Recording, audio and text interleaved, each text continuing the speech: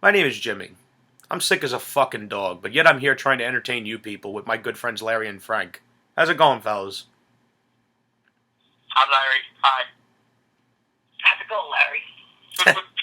Fellas, just to before we get into this the second segment, I just want to know because I'm sure that one of my friends is going to be watching this, and he's as delusional as they come. What do you have to say to the people that say that John Cena doesn't get mostly booze? Please, take it away. Okay, I think, okay, the argument that it depends on the city and stuff like that does still hold water, I think, but let me just put it to you this way. There is a term, I believe, that they use for, like, whenever there's what they call crazy crowds, like in Canada and things like that. James, what's the official term that WWE's announce team like to use for crowds like that like boo the heroes and cheer the heels? What do they call those kind of crowds? Smart cities. Smart cities. Let's just say the map of Smartsville has similarly increased by a tremendous amount. To basically, so now which includes New York, Philadelphia, Chicago, and Miami a little bit. Now, if I remember correctly, these were places that basically drew most money for WWE.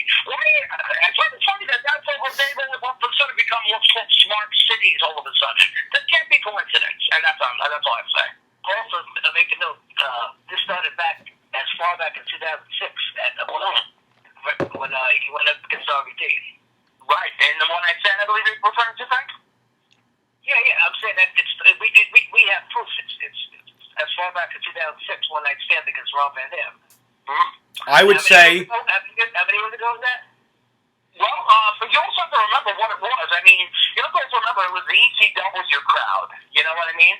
That is, like you said, that is great proof. It is the ECW crowd, and that's who it was marketed to. Now, would that have been the same level of a crowd in MSG, for example? Not entirely sure. I understand. I'm just saying. Look as far back as 2006 when the anti-Cena crowd started happening. You could actually go all the way. You could actually go all the way back to WrestleMania 22 when he was fighting Triple H, and the fans were chanting "Fuck you, Cena." Yeah, and where did that take place in 22? Chicago, right? It's funny because I just find it hysterical that the cities that Vince used to gauge his wrestlers in front of are now considered smart cities. I just don't understand how that works. And how many years now is it? 10 years? Yeah. Yeah. The problem I feel it is that basically these cities represent what every business has. Now, here's the actual term you use for fans or loyalty or consumer loyalists of a product. The term is called connoisseurs. Okay? In every product you have, in every product that exists, there are connoisseurs. For example, automobiles are called motorists. Bikers are called roadhogs or something like that. Whatever. You know what I mean? There's a term for them.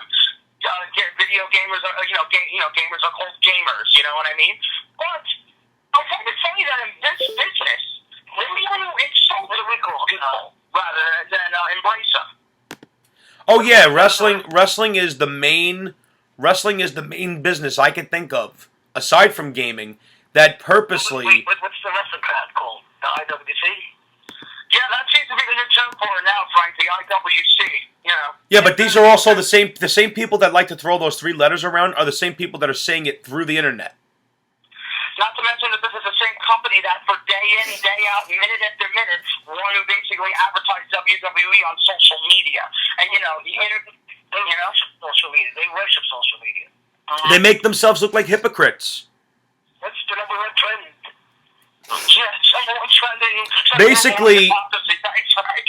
Basically, fellas. Which is an outright lie. They're never trending.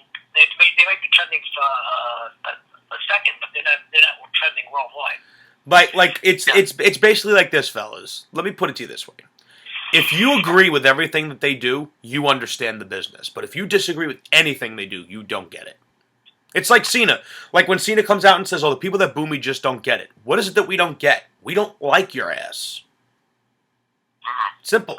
I think what it is mainly is that I think what's really coming to head here, and I think it really reared its ugly head at the end of 2015 Royal Rumble. The Rock came out and got booed.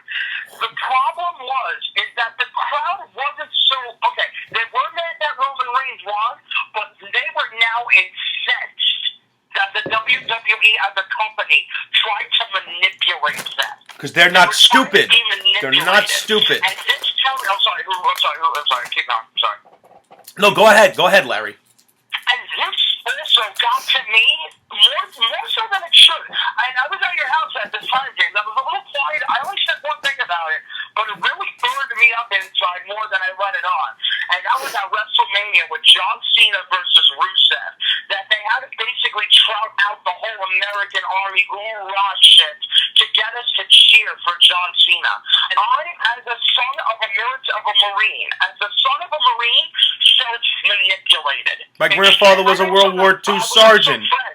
With a man who died in service. And also, shout out to Staff Sergeant Michael Wallace. Basically, he died trying to save a man.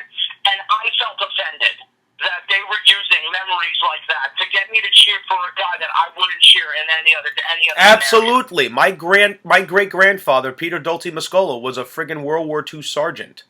Why do you think I get so pissed off when they use the fucking military as a means to get this guy over? The Let's Go Russia chant at WrestleMania. I mean, you want to know what's funny, and I'll go back to him. There was actual, Let's Go Russia chant at WrestleMania. Get out of here. I didn't even hear that. I gotta go back and watch that. Thanks, Frank. Yeah, you know what's funny, though? Fellas, if they would have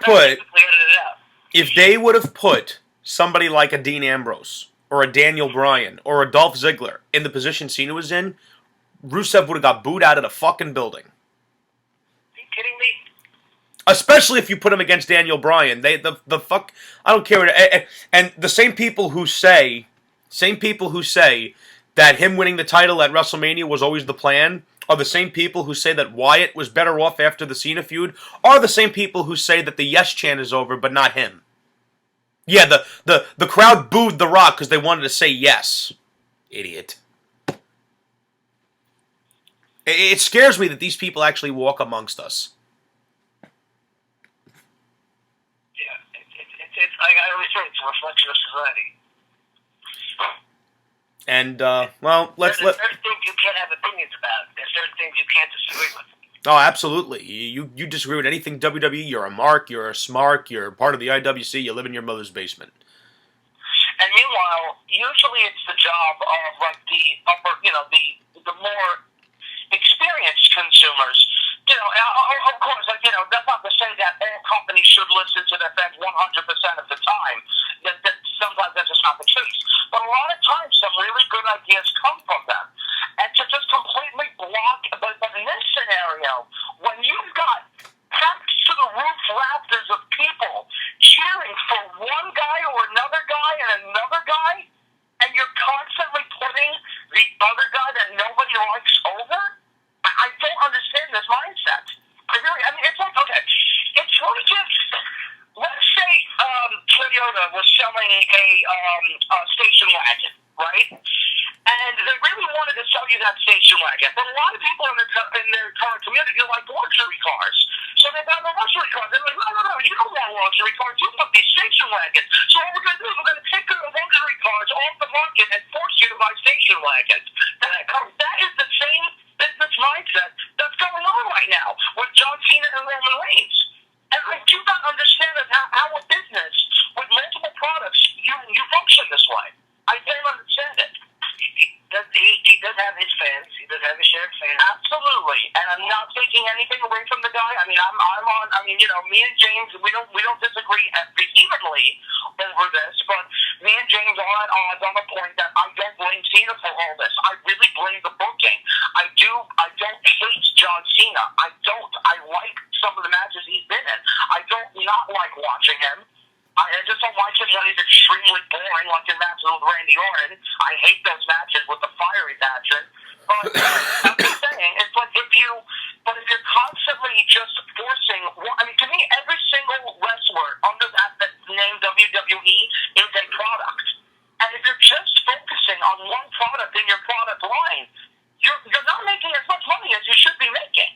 That's what I'm saying. You should be making money on all your products if you put the right machine behind behind it. Because they only care about one guy. So my question then is, what is the point in us liking anybody except him? It's honestly, James, there isn't. There really isn't, and that's the fallout here. Is that at the end of the day, what's going to happen is we've gone from, and we all in agreement on this, is that there's no compelling wrestling anymore. There's no compelling must-see TV anymore, and now it's getting to the next level of that. Now it's starting to get to the point is, well, there may not be any compulsion to see these guys on wrestling because, all the big stuff just happens on pay-per-view, but now it's getting to the level where, wait, why, if they're not going to give us what we wanted, the pay-per-view, why bother at all? And you don't want that to get to that level on a mass consumer level, because then there's going to be problems. And then they wonder, why they have to go back to guys like The Undertaker, guys like Brock Lesnar, who will be main eventing SummerSlam.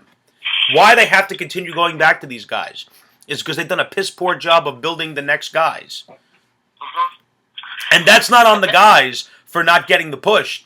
That's on the company and the old man who doesn't fucking get it anymore. And I wonder if he ever even had it. Because did he create Hulkamania? Or was Hulkamania created in the AWA? Did he create Stone Cold? Or was Stone Cold the character born in ECW? Well, he's done a lot of great things. The other guy, the guy who always goes under the radar is Kevin Dunn. And please, don't get me started. About how much influence he has. Do not get me started on that piece of shit. I agree with Frank 100%. James, I've been saying this to you for the past few days. Is that Vince may not have had the initial catalyst of the idea of Hulkamania, Austin, and Rock, and Triple H, and D-Generation X. He knew what was best for business. He knew what was the right thing to do. So while he may have been avidly against the idea of D-Generation X, so Shawn Michaels had to fight tooth and nail to get that idea to go, he still said yes. And Austin, they tried again. They tried night after night. And from the words of JR, good old JR himself, night after night, we tried to do everything we could to make Austin the biggest heel and bad guy in wrestling history. But every night we tried, everything he did, the crowd just cheered him more and more. So we just said, okay, it's time. And unfortunately, as Frank said, you have Agreement Wormtongue, and for those of you who don't know, that's the evil advisor in Lord of the Rings. You have Agreement Wormtongue in the form of Kevin Dunn in the ear of Mr. McMahon, who convinces him that this is what's best for business. And there's clearly a power struggle going on between him and Triple H. And it's no more demonstrated with how the NXT guys get treated as soon as they come in here. Because the proof is in the pudding with NXT of how good they are and how amazing they are putting on shows, because we see it. And now that we see it, it's harder and harder for Dunn to disguise that. And when Triple H finally does break through that ceiling, maybe change will happen. Maybe. Who knows? Yeah. The only way I think we're going to get any change in the WWE is if three things happen. Vince has to go, Kevin Dunn has to go, and Cena has to go. I don't know if Cena has to go. I do. He does have to get out. You have to cut the cancer. Absolutely. You have to cut the cancer away, and he is a cancer. It's not that he has to get out of the title picture. He has to stop being the hero, the face. Fair enough. Yeah, in fact, I'm glad you said that. Let me say something else. I already talked to James about this, but have you been watching Raw? I don't watch Raw anymore. I just basically read the results and hear what James says. Have you been watching Raw these past few weeks? For the last 2 weeks? Yeah. I always watch Raw and fast forward and all right. But you've been seeing John Cena in his matches, right? Yeah, of course. Would you agree he's been getting heel booking? He has a heel booking? Has he been getting heel booking? No, he's getting the booking of the hero. Yeah, but don't you think that, okay, this guy has had, listen to how Cena's matches have been going lately. He's constantly had to have his belt shaved. Like, almost every time, like, Cesaro or Rusev have him down, someone comes out to interfere, and he gets his belt shaved. And just recently, he fought Rusev for his title after Rusev had already been beaten to heck by Owens and Cesaro. Is that what heels do? Larry has a point. No, I understand what you're saying, but he's always booked at the end as the hero. They always. Oh, you're absolutely right, Frank. That's what I'm saying. But now I agree with you, and this is what I'm saying is, if they would just turn John Cena heel and continue to do that, I think we'd get a great character out of it. Yeah. Agree? I agree. Why would they want to get a great character out of him? What he's doing now is working just fine. But listen, all you got to do is look at that promo from Monday night with him and Rollins, and that's the writing's on the wall. The WWE showed you their hand. Which exactly? I didn't watch the promo. I'm sorry. Well, basically, he said Seth Rollins is a joke. He's a chicken shit champion, and John Cena's a fighting champ. And he said, "It's not the belt that makes the man; it's the man that makes the belt." He actually called Seth Rollins a joke. Yeah. So in other words, let's make our. Shit on that. So in other words, let's just make our United States champion look better than our WWE champion because it's John Cena, of course. Well, I think I said to you, James, in the eyes of the casual consumer, the title ranking is very askew right now. In the eyes of many people, the NXT title means more than any belt in the industry right now. I agree. And the reason that is because the people fighting for it care. They fight like they care. They fight like this title matters. They don't fight like their careers matter. They don't fight like they want to be the face of NXT. They fight because they want to be the NXT champion. That's right. And then now because of this, the U.S. title is next in line. And right around that curve, teetering over that sewer, where it should be kicked, is the Tag Team Championship and the WWE Championship. Proof. It's just disgusting. That's what I think. SummerSlam. Got to get into that. What exactly do we know about it officially? Okay, officially, The Undertaker and Brock Lesnar is the only match booked. Nothing else is confirmed? Nothing else is confirmed, but there was a card that was rumored by the same website that basically confirmed Undertaker's return and the entire WrestleMania card. And that card basically was Cesaro versus Kevin Owens. So Kevin Owens has already been knocked down a few pegs. Mm-hmm. Yeah, but he was elevated by John Cena, right? He was elevated. He's better off now. Fucking morons. That would have been true if he won the belts, because honestly, James, what did I say? It's funny. After Kevin Owens wins the belts, who was the first person I said Owens should have defended the belt against? Cesaro, and I would have been fine with that. Yeah.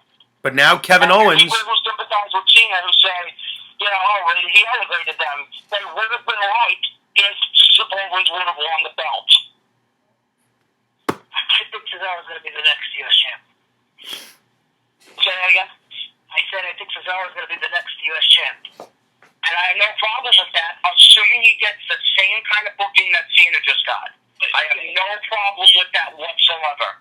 Neither do I. They're going to have a tournament for it, and Cesaro will win it. I don't, honestly, if they dedicated an entire Raw, or hell, if they were that ballsy, if they dedicated an entire pay-per-view to that, I'd be down with it. Because, you'd have a great stacked, the bracket. With Owens, Cesaro, if you wanted to have Cena back in there, fine. You could probably get, I wouldn't even see Ryback in there, you know what I mean? Well, Ryback is already the Intercontinental Champion, but, he's out right now. Injured. Yeah, I forgot, I'm sorry. He's out with an injury right now. Right. Jeez, I had something I forgot. No, continue. Sorry. But, yeah, basically the other matches I heard that are going to be on there, probably Cody Rhodes versus the Green Arrow from the Green Arrow show. I have no interest. For God's sake. I have no interest whatsoever, because it's going to be to make the Green Arrow look good, and Stardust is going to look like shit. Reigns and Ambrose and the Wyatts, right? Apparently the Wyatts are going to add a third member, and Reigns and Ambrose are going to have Sting with them. I guess that ain't too bad. But the whole purpose of that is so that way Reigns won't get booed. Because if you put him with Ambrose and Sting, how the fuck is he going to get booed? Exactly. Again, there's that protection again. And, I remember the point I was going to make.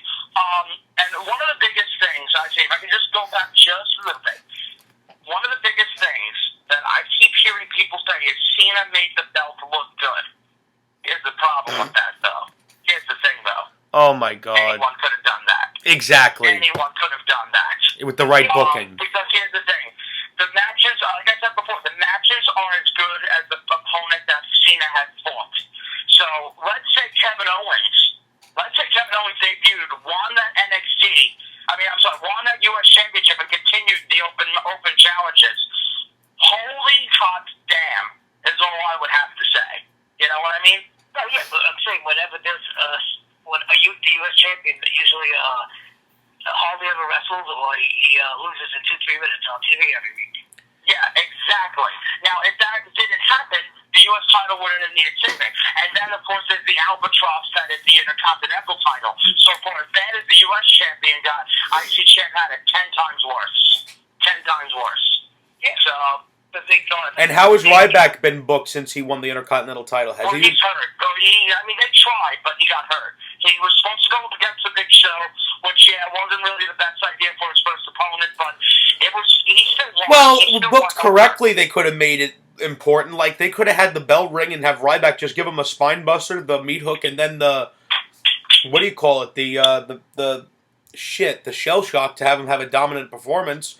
If you just want to make the Intercontinental Champion Ryback a killer, they could have did that. And they had Ryback's first title defense end in a DQ thanks to The Miz. Yeah, that was real smart. Yeah, and then I'm constantly reminded that The Miz is in the WWE. How that piece of shit main evented WrestleMania and CM Punk didn't is beyond me. After that, we got Cena versus Seth Rollins for the WWE Championship, which is probably going to be announced very soon. To me, it's so far past. It's going to be a decent match, but What's the point of a decent match if it's going to serve no purpose? Yeah. That's my argument. I had somebody turn around and say, "What are you complaining about? The match is going to be good." What's the point of a good match if it serves no purpose in the long run? That's another great thing you said, James. It's like, how many times are we going to, every time, that's the first thing that everyone says, but it was a good match, though. And my thing is, how many times are we going to say that? Like, how many times do we have to say that? It's like, oh, well, the wrong guy completely went over, but it was a good match. I feel like we've been saying that since last year. A former friend of mine once said, and I actually agree, a bad finish can ruin a great match. Absolutely. Like, so one of the worst ones I have is Triple H and Austin in the 2 stages of Hell match. The way that ended, to this day, I was infuriated.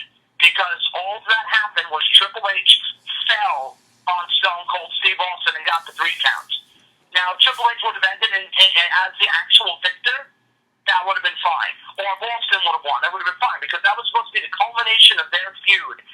And it just ended with a stupid victory. That just Triple H accidentally won. No, I know what you're saying, because it didn't do... One of the worst endings I've ever seen. And then what did they do in less than a month? They were a tag team. That's right. They were the 2-man power trip. I believe? Yes. Which was a good heel team. The only problem was It was. the only problem was nobody wanted to boo Austin. Well, that's another story, James. I mean, my big thing, I'm just going to sum this up real fast. My big thing with the Austin heel turn was, it was probably the best written heel turn I had ever seen. But the problem was, it was the wrong character. That was the only problem. You could put that on The Rock, or Triple H, or let's see, who else was there? You could have given that to Ric Flair at the time if you wanted to give him a Royal Rumble title front. You could have given Shawn Michaels. Would have been amazing to put that on, actually, now that I think about it. You could have even given that to Undertaker. Undertaker would have had an awesome time with that story.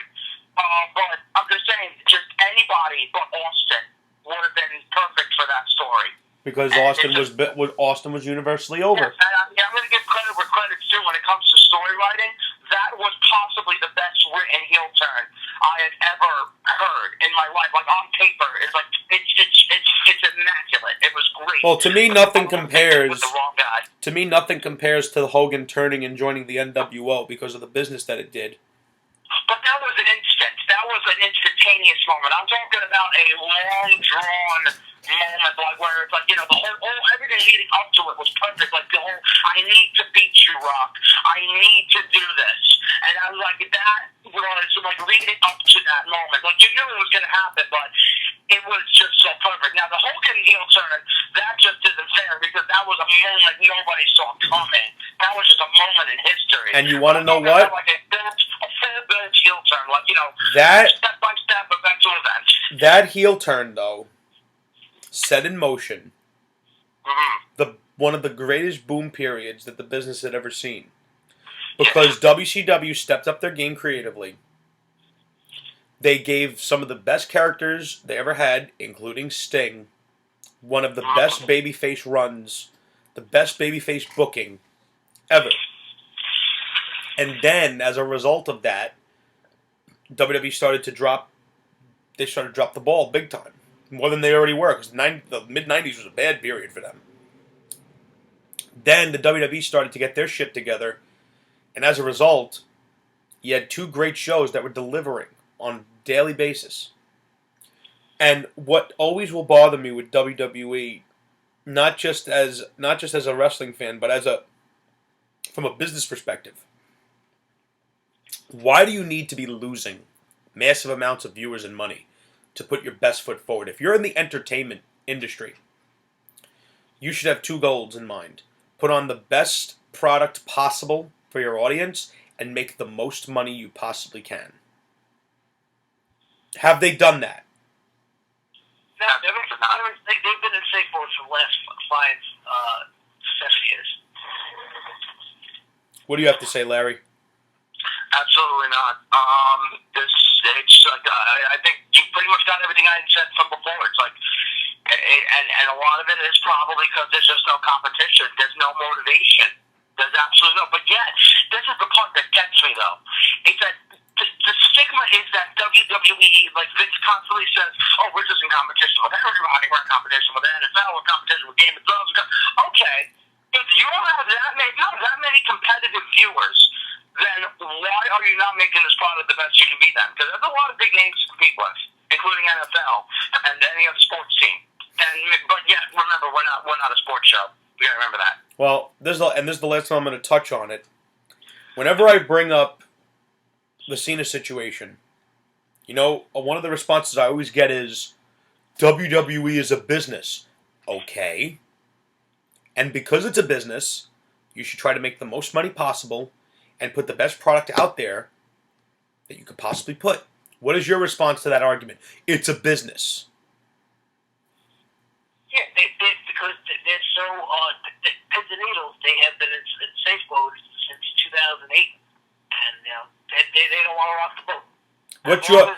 Larry? What's your response to the whole "it's a business" argument? Okay, well, here's the thing. There's another business that I'm also embroiled in right now that is functioning the same way as WWE currently is, and that's in the gaming business. Here's why I say that. When Call of Duty came, let's have Call of Duty be John Cena for now. When Call of Duty came out, it changed the face of the industry because you had a very underdeveloped, very simple video game that came out and made millions and millions of dollars. Now, was a video game like this as good as, say, Castlevania, Symphony of the Night, or Legend of Zelda, Ocarina of Time, or Shadow of the Colossus? Absolutely not. But because it appealed and was bought by millions and millions of people, every company that was once a legend in the business started instead to copy Call of Duty and play it safe, releasing very minuscule titles with little to no innovation and hoping that they could catch the crowd, the Call of Duty crowd. Here's the problem, though. This led to a very, very dark age in gaming where everything looked exactly the same in the late thousands. From 2000, probably say 2009 to 2007 to 2009. Basically, everything looked the same. There were almost no new titles coming out, and they're just now realizing this because everything's being lost to mobile gaming, independent gaming, and team gaming, where people are allowed to just express themselves and make these amazing games. If it's going to take that for the WWE, now let's look at the WWE. They refuse to back anybody other than Cena, making money only on that with the casual market, as they like to call it. But Yet the problem with that, eventually, they're going to lose patience with the guy. They're going to lose patience too.